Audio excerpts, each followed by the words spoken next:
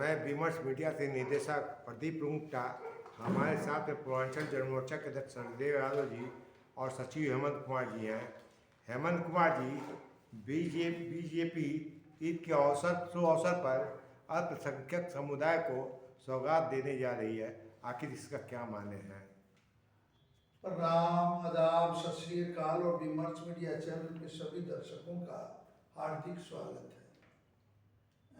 रुंगटा जी, ये बहुत अच्छी बात है कि बीजेपी को जी यदि ऐसी बुद्धि दे रहे हैं भगवान जी तो मैं समझता हूँ सराहना की बात है। जी लेकिन सवाल है कि आप देर से इस चीज पे सोचे हैं जी और इसको यदि आप ऑनेस्टी से बिना द्वेष भावना को कर रहे हैं तो खुशी की बात है। लेकिन सवाल है कि अल्पसंख्यक समुदाय इस चीज को कैसे लेगी। जी अब आप गौर कीजिए, बीजेपी से कोई भी मेंबर ऑफ पार्लियामेंट मुस्लिम नहीं है, टिकट नहीं देते हैं और मेरे ख्याल से मंत्रिमंडल में भी नहीं है।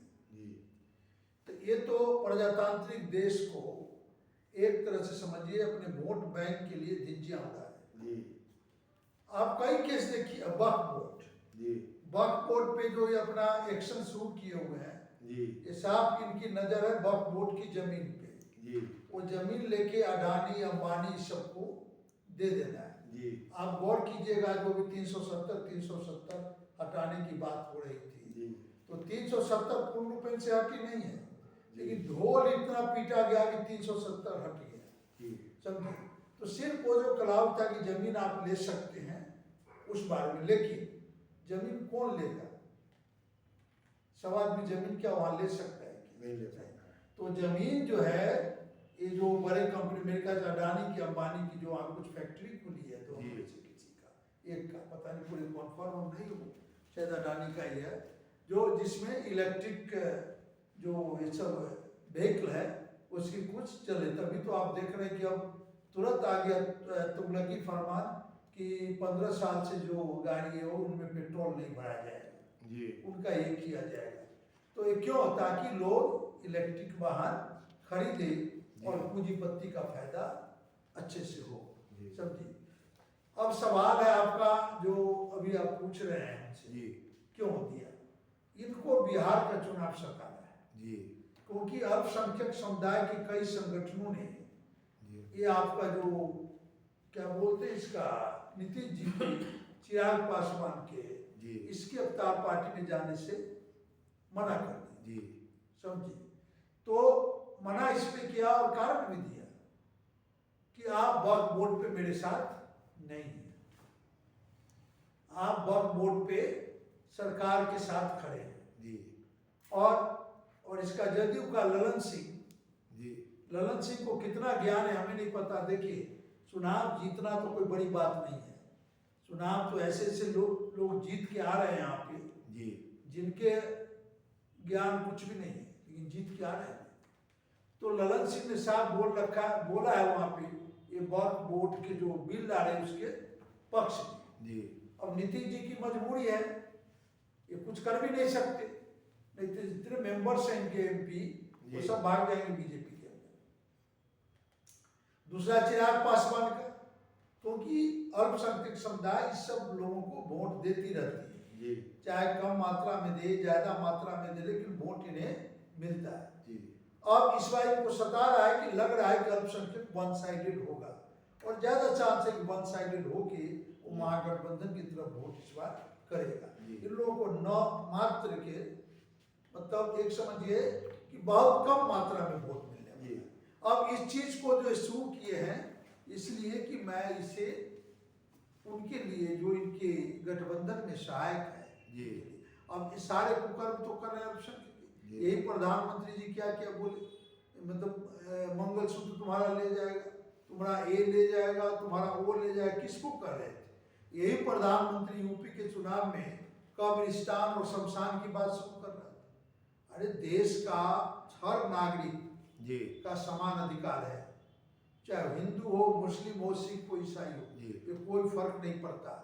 तुम इसमें विभेद करके अपने राजनीतिक स्वार्थ के लिए समाज को तोड़ रहे हो जी। ताकि हमें लोग वोट करते रहें और हमारी राजनीति चमकती रहे। तुम क्या करता है तुम बताने को राजी नहीं है। तो मुझे ये तो यदि दे रहे हैं ईद के शुभ अवसर पे कुछ अल्पसंख्यक समुदाय को तो काफी खुशी की बात है, लेकिन ये देने से नहीं है।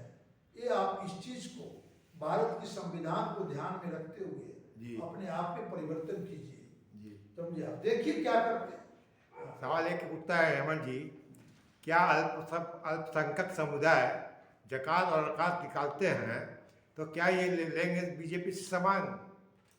अब ये तो देखिए, अब अल्पसंख्यक उनका जो मोर्चा है वो इस चीज पे जवाब देगा। क्या होता है अभी तो इन्होंने घोषणा किया है। हमें लगता नहीं सामान लेंगे बीजेपी। क्या? लेकिन मुझे नहीं लगता कि जितना इन्होंने उसको बदनाम किए हैं, जी, गद्दार क्या क्या नहीं बोला है जी, हर जगह बेवजह के गाय के मांस ऐसे पे उसको कई नौजवानों की जान गंवानी पड़ी है जी। उस वर्ग के लोग ने। बहुत दुर्भाग्यपूर्ण स्थिति है। जी, समझे?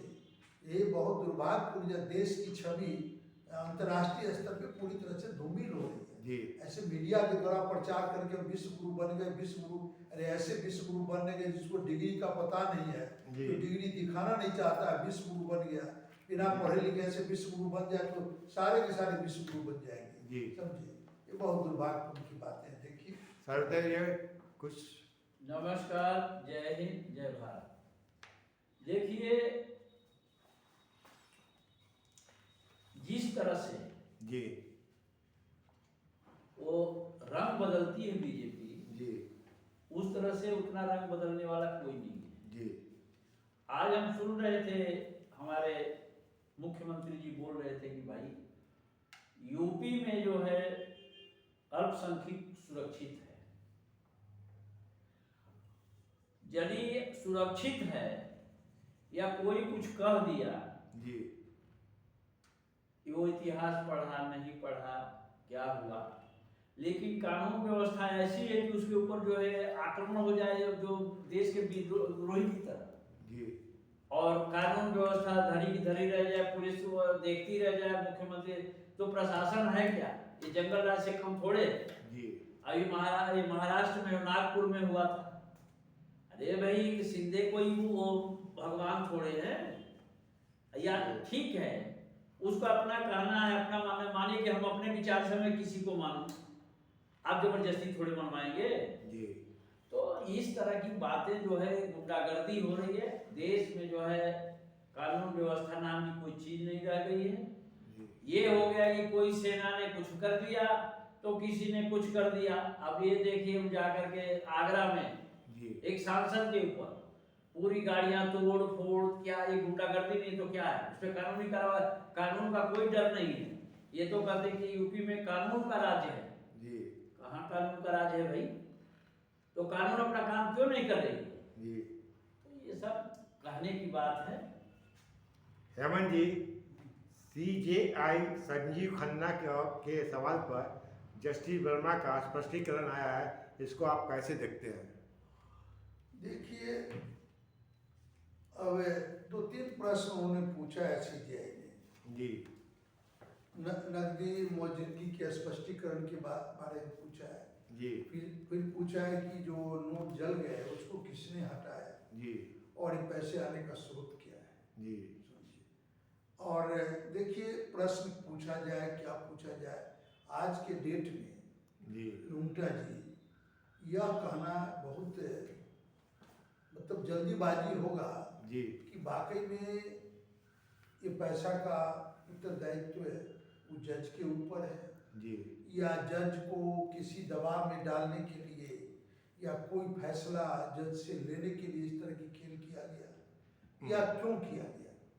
क्योंकि आपको एक चीज और ख्याल होगा, जब रंजन गोगोई जी, चीफ जस्टिस बना था तो रंजन गोगोई कुछ महीने पहले मतलब कुछ महीने पहले उन्होंने एक प्रेस कॉन्फ्रेंस कर दिया था 4 जजों ने मिलकर सरकार के खिलाफ, और उस समय जो जस्टिस था मिश्रा कौन था, उसके अगेंस्ट ये सब कुछ ठीक नहीं चल रहा है, जो जनता की पब्लिक डोमेन में आ गया था। तो अब बीजेपी को भी डर था कि रंजन गोगोई कहीं इस मूड में रह गए तो प्रॉब्लम क्या हो जाएगा, हमारे जो मंशा है वो पूरा नहीं होगी। जी तो रंजन गोगोई को सेक्स स्कैंडल में फंसाया गया और जी। फंसाया गया कि किया है तो ऊपर वाले जाने, जी लेकिन कभी कभी आ जाता है सोशल मीडिया पे और समाचार के माध्यम से जी कि उसको दबाव में लेने के लिए सेक्स स्कैंडल का मुद्दा उठाया गया जी और जो उनके घर में नौकरानी की कौन थी उसके थ्रू, जी और इस तरह से दबाव में लिया गया कि राफेल पे भी गलत काम किया रंजन गोगोई का फैसला, आपसे कहे अयोध्या वाले पर क्या किया आपने देखा। कई ऐसे जो आए, जी। इलेक्ट्रल बाउंड वो नहीं था, मेरे कोई और था, लेकिन जो भी था, ये सारी बातें जो है कई सारे केसेस जो हैं उसने सरकार के पक्ष में दिए। जी तो ऐसा सोशल मीडिया पे हमने सुप्रीम कोर्ट के वकीलों को इस पर अपना वक्तव्य देते हुए देखे हैं। जी तो अब सच्चाई क्या है तो जांच के बाद आएगी। जी आपने देखा कि इसका जज लोया का वो भी आज संदिग्ध है, उसकी भी मौत, जी। लेकिन उस पर जांच पड़ताल तो हो नहीं रही है। बीजेपी का प्रॉब्लम क्या है कि सुभाष चंद्र बोस की जो भी उनका मौत हुआ तो उसके चलते जो है उसको संदिग्ध बताता है। शास्त्री जी को शास्त्री को संदिग्ध बताते हैं, जी लेकिन जज लोया प्राथमिक जांच नहीं हुई। तो देखिए क्या होता है, अभी जांच चल रहा है, इसका जी। जांच शुरू है और उसमें वर्मा ने भी स्पष्टीकरण दिया है। उन्होंने जी बोला है कि मैं इस पैसे से हमें इसका कोई मतलब नहीं है जी और ये जो पैसे थे ये स्टोर रूम में थे जो मेरे मकान से बाहर का एरिया है, जी समझे, और इसके बारे में हमें कुछ पता नहीं है। अब क्या होता है देखिए बाद में पता चलेगा, जी क्योंकि आपने देखिए पुलवामा वाला घटना हुआ, जी वो भी संदिग्ध घेरे में था, जी क्योंकि सतपाल मलिक जो राज्यपाल थे उन्होंने इस पर अपनी वक्तव्य दे चुके हैं जी कि कैसे हुआ। सॉरी। तो इसलिए आज का दिन बहुत दुर्भाग्यपूर्ण है, लोग क्या कहेगा इसमें बड़ी प्रॉब्लम है। नमस्कार, बहुत बहुत धन्यवाद।